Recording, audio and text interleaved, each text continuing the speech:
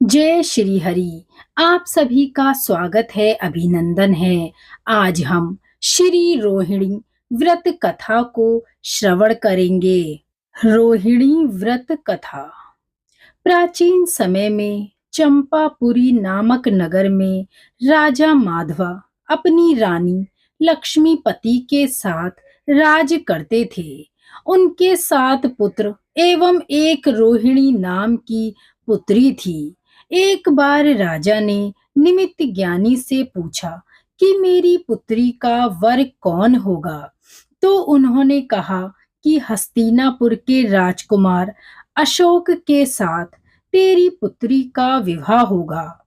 यह सुनकर राजा ने स्वयंवर का आयोजन किया, जिसमें कन्या रोहिणी ने राजकुमार अशोक के गले में वरमाला डाली और दोनों का विवाह संपन्न हुआ।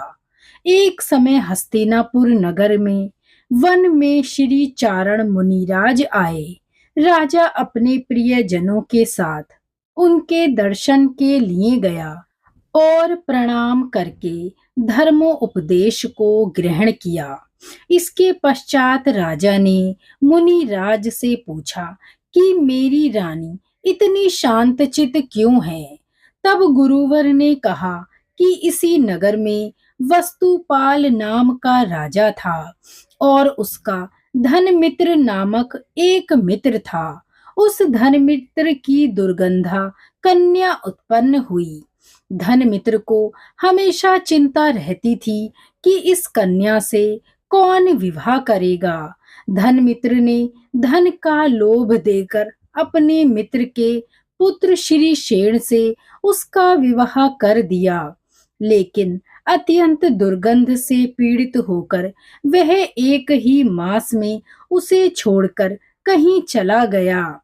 इसी समय अमृतसेन मुनिराज विहार करते हुए नगर में आए। तो धनमित्र अपनी पुत्री दुर्गंधा के साथ वंदना करने गया और मुनिराज से पुत्री के भविष्य के बारे में पूछा। उन्होंने बताया कि गिरनार पर्वत के निकट एक नगर में राजा भूपाल राज्य करते थे। उनकी सिंधुमती नाम की रानी थी। एक दिन राजा रानी सहित वन क्रीड़ा में चले। सो मार्ग में मुनिराज को देखकर वह राजा रानी से घर जाकर मुनि के लिए आहार व्यवस्था करने को कहते हैं। राजा की आज्ञा से रानी चली तो गई, परंतु क्रोधित होकर उसने मुनिराज को कड़वी तुम्बी का आहार दिया, जिससे मुनिराज को अत्यंत वेदना हुई और तत्काल उन्होंने प्राण त्याग दिए। जब राजा को इस विषय में पता चला तो उन्होंने रानी को नगर में बाहर निकाल दिया और इस पाप से रानी के शरीर में कोढ़ उत्पन्न हो गया। अत्यधिक वेदना व दुख भोगते हुए वो रौद्र भावों से मरकर नरक में गई। वहां अनंत दुखों को भोगने के बाद पशु योनि में उत्पन्न और फिर तेरे घर दुर्गंधा कन्या हुई।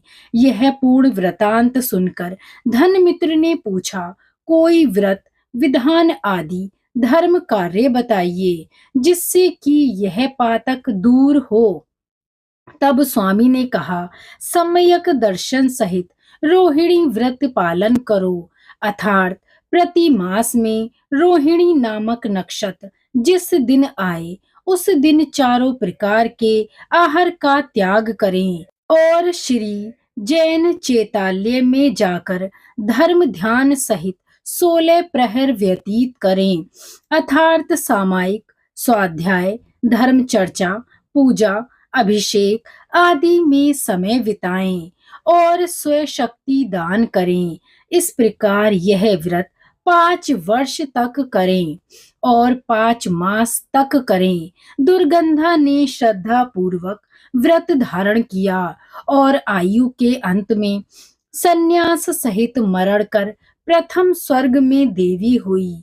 वहां से आकर तेरी परम प्रिया रानी हुई।